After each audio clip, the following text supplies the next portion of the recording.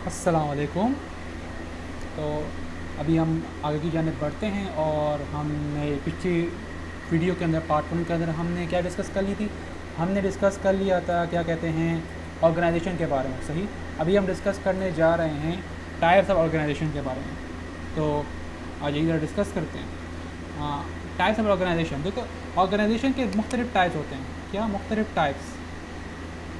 अच्छा, अगर मैं टाइप्स की बात करूँ तो होता है उनका जो उन्होंने खुद पीडीएफ के सामने लोगों को नज़र आ रहा है। पहले उन्होंने लिखा है पर्पस, दूसरा उन्होंने लिखा है ऑनरशिप, तीसरा फंडिंग, फिर accountability.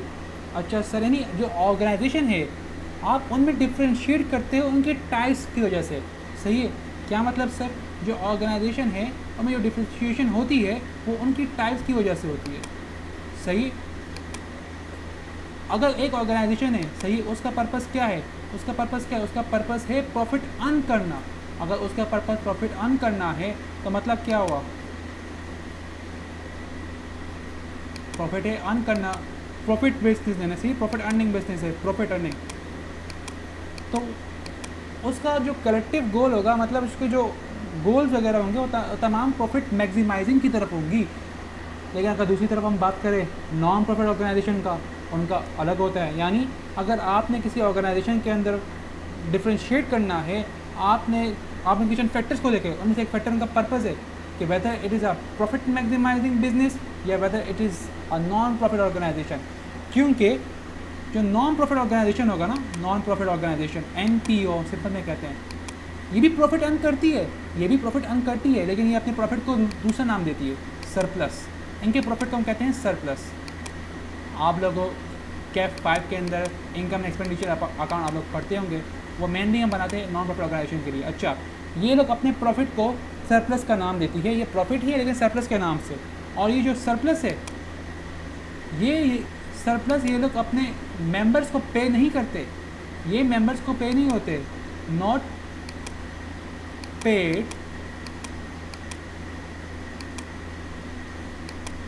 Not paid to members.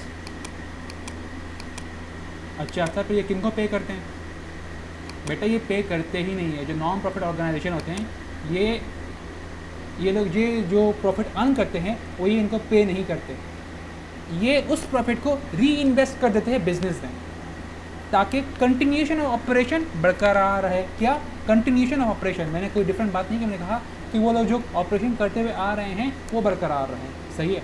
तो अगर आपने ऑर्गेनाइजेशन के अंदर डिफ्रेंशिएट करना कि भाई ये कौन सा ऑर्गेनाइजेशन है, ये कौन सा ऑर्गेनाइजेशन है, तो आप इनके फैक्टर्स को देखें।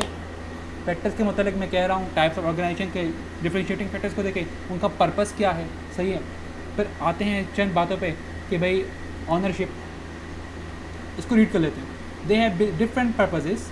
Business organization exists to make profit. Public sector organization exists to provide a benefit to the public, such as good government or key services such as health, education, police force, national defense, so on. यानी जो business sector organisation होते हैं उनका तो purpose ही profit maximising होता है। लेकिन जो पब्लिक सेक्टर ऑर्गेनाइजेशन का मतलब इन्होंने यहाँ पे जो लिया है, सही है, कि पब्लिक सेक्टर ऑर्गेनाइजेशन का जो यहाँ पे मतलब है वो है गवर्नमेंट के इदारे, गवर्नमेंट, मोस्टली गवर्नमेंट के इदारे का यहाँ पे इनका मतलब है। तो गवर्नमेंट के जो इदारे होते हैं उनका तो पर्पस क्या होता है? आवामी मफाद को देखना, आवामी मफाद को हल करना, आवामी मफाद के लिए क्या कहते हैं काम वगैरह सर अंजाम करना। तो ये गुड हेल्थ, गुड एजुकेशन, तमाम पब्लिक सेक्टर ऑर्गेनाइजेशन के पर्पजेस होते हैं। और एक वो जो मैंने आपके साथ डिस्कस किया नॉन प्रॉफिट ऑर्गेनाइजेशन, सही है, उनका काम क्या होता है? प्रॉफिट अर्न करते हैं, उसको सरप्लस का नाम देते हैं, मगर वो फिर से री इन्वेस्ट हो जाता है बिजनेस में ताकि कंटिन्यूटी ऑफ ऑपरेशन बरकरार रहे। ऑनरशिप पे आ जाते हैं। ऑनरशिप, कुछ ऑर्गेनाइजेशन ऐसे होते हैं जो कि गवर्नमेंट ओन करते हैं। गवर्नमेंट ऑर्गेनाइजेशन को हम क्या कहते हैं? Public sector organisation. ऊपर डिस्कस किया हमने। कुछ ऑर्गेनाइजेशन ऐसे होते हैं जिनको शेयर होल्डर ऑन करते हैं। वो कौन से? Listed companies. और कुछ ऑर्गेनाइजेशन ऐसे होते हैं जिन्हें कौन ऑन करता है? Soul trader. जिन्हें कौन ऑन करता है? पार्टनर्स। अगर पार्टनर है तो उन्हें हम दो नाम से पुकार सकते हैं। एक तो यहाँ पे उन्होंने सिंपल कोऑपरेटिव लिख दिया, आप चाहे तो आप इनको AOP भी कह सकते हैं। सही है, AOP। सर AOP का क्या मतलब? AOP का मतलब है एसोसिएशन ऑफ पार्टनरशिप। सही है। क्या मतलब सर? Association of partnership. सही। अच्छा, ये तो हमने डिस्कस कर लिया, आगे बढ़ते हैं। अच्छा, अगर हम आगे बढ़ रहे हैं, सही है, तो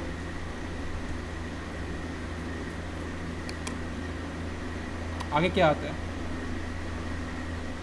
फंडिंग। फंडिंग के मुतालिक आ जाते हैं सवाल, सही। आगे हमारे पास कौन से सवाल आ गए? फंडिंग के मुतालिक। आगे कौन से आ जाते हैं ऑर्गेनाइजेशन? देखो, हमने अभी प्रॉफिट डिस्कस किया, सॉरी पर्पस डिस्कस किया, फिर हमने ऑनरशिप के बारे में डिस्कस किया, अभी हम डिस्कस करने जा रहे हैं फंडिंग के बारे में, सही है। तो आ जाइए डिस्कस करते हैं फंडिंग। देखो, अगर मैं बात करूं, क्या कहते हैं, अगर मैं बात करूं गवर्नमेंट सेक्टर ऑर्गेनाइजेशन की, तो गवर्नमेंट सेक्टर ऑर्गेनाइजेशन अपने आप को फंड कैसे करता है? गवर्नमेंट सेक्टर ऑर्गेनाइजेशन चलता किस तरह है? Simple, very simple. गवर्नमेंट है, सही है, गवर्नमेंट क्या करती है? गवर्नमेंट का काम क्या है? टैक्स कलेक्ट करना। अच्छा, जब गवर्नमेंट टैक्स कलेक्ट करती है, सही है, तो जो टैक्स उसको मिलता है, इसमें से कुछ टैक्स वो अपने कौन से इदारे को देते हैं? पब्लिक सेक्टर ऑर्गेनाइजेशन को। PSO लिख रहा हूँ मैं, सही है, शॉर्ट फॉर्म है पब्लिक सेक्टर ऑर्गेनाइजेशन, सही है। तो गवर्नमेंट टैक्स कलेक्ट करती है, उस टैक्स में से अपने उन ऑर्गेनाइजेशन को भी हिस्सा देती है जिन्हें खुद गवर्नमेंट ऑन करती है, ताकि उनके ऑपरेशन और एक्टिविटीज़ को भी गवर्नमेंट क्या कर पाए? चला सके, मूव ऑन कर सके, कहीं ये ऑर्गेनाइजेशन बंद ही ना हो जाए। क्योंकि गवर्नमेंट सेक्टर ऑर्गेनाइजेशन, जिनको हम पब्लिक सेक्टर ऑर्गेनाइजेशन भी कहते हैं, जिनका काम क्या है? Provide a benefit to the public, सही है, जिनका काम provide benefit to the public है, सही है। तो ऐसे ऑर्गेनाइजेशन को चलाने के लिए जो रिसोर्सेज हैं वो गवर्नमेंट ही प्रोवाइड करती है, गवर्नमेंट ही प्रोवाइड करती है सब कुछ। अच्छा सर, और कौन से आ जाते हैं? रीड करते हैं, आप लोगों के सामने रीड हो जाते हैं, सही। आइए ज़रा रीड कर देते हैं। Business organisation obtain the fund they need to operate from a variety of sources. A stock market company, for example, obtain a long-term fund for a mixture of reinvesting profit in the business. Sir ये क्या बोली sir इन्होंने? समझ नहीं आई। Simple है, कोई मुश्किल नहीं। उन्होंने हमारे सामने सिंपल से एक बात ये कही कि जो पब्लिक कंपनीज होती है ना, पब्लिक कंपनीज, सही है, public companies, public listed companies के बारे में क्या? देखो, आप स्टॉक मार्केट का नाम आप सबने सुना होगा। स्टॉक मार्केट के अंदर क्या होता है? कंपनीज के शेयर बिकते हैं। लॉ के जब आप लोग कैफ 3 पढ़ के आए होंगे तो आपको कुछ आइडिया तो होगा ही शेयर्स के बारे में, सही है, कि लिस्टेड पब्लिक कंपनीज के शेयर बिकते हैं स्टॉक मार्केट में, जो कि उसके जब शेयर बिकते हैं तो कंपनी को उसके बदले में पैसे मिलते हैं, कंपनी उसके बदले में अपने आप को फाइनेंस करती है, तो कंपनी को एक किस्म से फंड्स मिलते हैं, सही है, फंड मिलते हैं, और कंपनी अपनी क्या बढ़ाती है? इक्विटी। इक्विटी आप सिंपल फॉर्म में क्यों कर ले कि किसी उनका कैपिटल बढ़ रहा है, किसके थ्रू? फाइनेंसिंग के थ्रू। और फाइनेंसिंग किसके थ्रू? शेयर के इशू होने के। एक पब्लिक लिस्टेड कंपनी अगर अपने आप को फाइनेंस करवाना चाहती है तो उसके पास ऑप्शन है सोर्सेज का, स्टॉक मार्केट, और स्टॉक मार्केट में अपने शेयर बेच दे, वो अपने आप को इस सोर्स के थ्रू फाइनेंस करवा सकती है, सही। अच्छा, आगे आ जाते हैं। फ्रॉम अ मिक्सचर ऑफ री investing profit in the business issuing new shares and boring. अगर पब्लिक लिस्टेड कंपनी चाहे तो वो लॉन्ग टर्म लोन भी बोरो कर सकती हैं, सही है। एक कंपनी अपने आप को लॉन्ग टर्म लोन के तहत शेयर के इशू करने के तहत फाइनेंस कर सकती है। अच्छा, charities rely on a mixture of government grant and private donation for the money they need. जो चैरिटेबल ऑर्गेनाइजेशन होते हैं, फॉर एग्जांपल ईदी, छिपा, सही है, इनको चलाने के लिए कुछ डोनेशन मिलता है गवर्नमेंट की जानिब से और कुछ मिलता है प्राइवेट सेक्टर की जानिब से, सही है।